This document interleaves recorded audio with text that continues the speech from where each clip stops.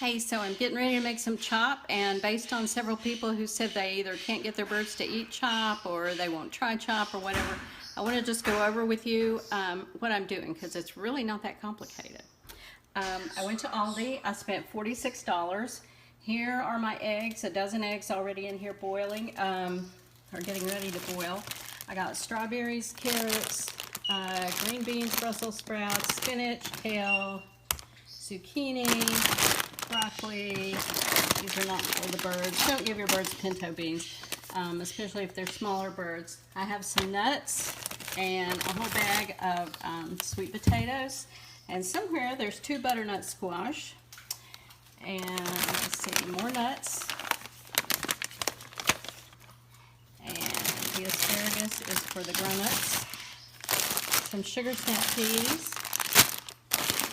Some frozen peas and some frozen corn. I found that at Aldi, the corn, you know, the ears of corn were like $3 for 4 kind of small ears of corn, and this was 99 cents. I probably should have gotten 2 of each of these, but I was kind of in a hurry. And their kale, I never found a price on the kale, but I'm going to tell you in a minute what the kale costs because I really wanted 2 bags of that. So this is only, for my household, this is only about a week's worth of chop. So let's get started. First things first, give a sugar snap pea to each one of the cakes.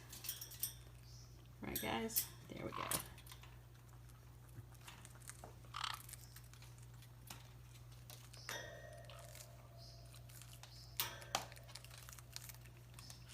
Is it too wet? Should I dry it off for you?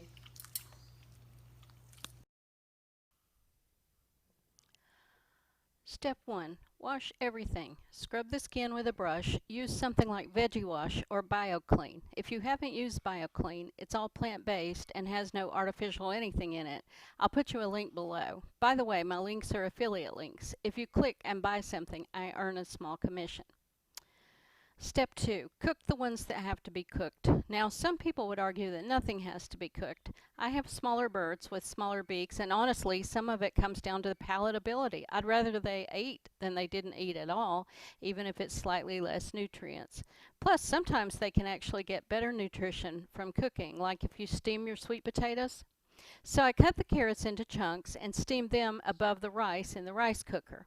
I did this first because it takes a long time to cook rice. I boiled the dozen eggs. You do that by covering them with water, bringing the water to a boil, and then turn it down and cook about 12 minutes on low.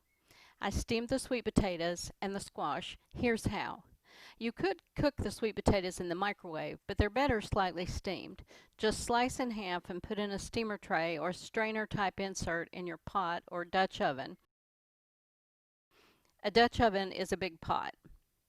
You don't have to peel them first, just cook until they're soft.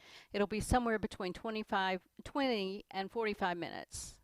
20 being when they're sliced in half, and it's more like 45 if you do them whole. Let them cool, and then you can just scoop them right out of the skin with a spoon.